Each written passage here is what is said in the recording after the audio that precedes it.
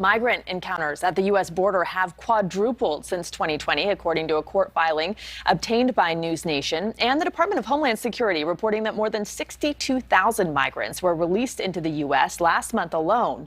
A new exclusive NewsNation poll showing that while nearly 70% of Americans believe there should be a pathway to citizenship for undocumented immigrants living in the United States, they splinter on how to handle migrants who are apprehended at the southern border. NewsNation's own Leland Vittert is joining us now. He has covered the U.S. immigration crisis extensively, even hosting his show On Balance with Leland Vittert from the southern border this past fall, where he saw firsthand the human trafficking that occurs there. Leland, good morning. Thanks for joining us. Rutabaga, good to see you. All right, so you released some of that exclusive polling information on your show last night. Did anything about it surprise you? I think the numbers that you really pointed to is the most surprising, which is that Americans are a remarkably compassionate group of people. 70% of Americans say that for the 11 million illegal immigrants who are currently in the United States, there should be a pathway to citizenship, a way for them to become citizens and not live in the shadows anymore. At the same time, when you think about the hundreds of thousands that are coming across the border every day, Americans largely want them stopped, specifically when it comes to the single adult males. These are the majority of the people coming across who are apprehended by Border Patrol. And up until a little while ago, about a year ago when the administrations changed, they were almost universally deported or were forced to remain in Mexico while their asylum claims were figured out. Right now, they're being released into the United States. We have video of it. We've seen them show up at bus stations and airports.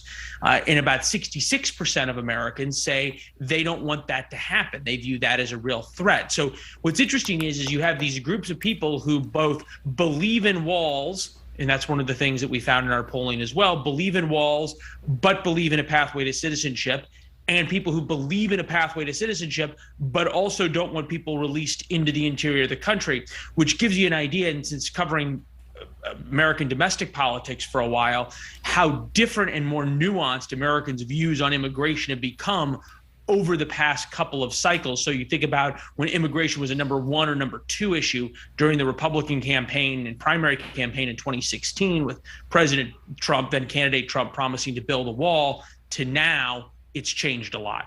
And I want to talk about another number, another question in the polling here. That's about releasing families and children who are captured at the border, releasing them into the U.S. Just over half the respondents say they do support that.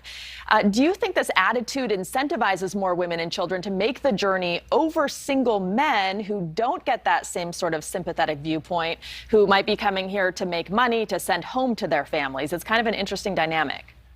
It's a great question. 51-49 is a statistical tie, but what is important in this is that this is the kind of information that the cartels use to advertise their services. And there's not a single person who comes across the U.S.-Mexico border that has not paid off the cartels for the right to do that.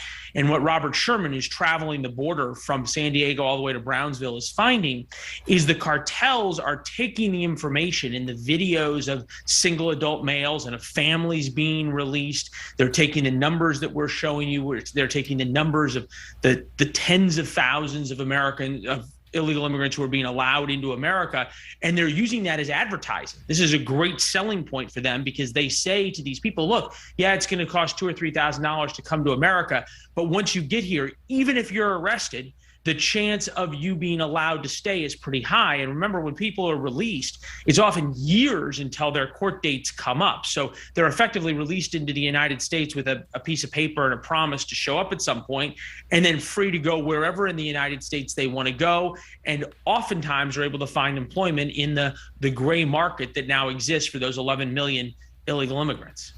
All right, Leland Vittert for us. Thank you so much. And you can watch On Balance with Leland Vittert tonight and every weeknight right here on News Nation. It starts at 7 Eastern, 6 o'clock Central. Thank you so much for watching. Make sure to click on the red subscribe button below so you can get more of News Nation's fact-driven, unbiased coverage.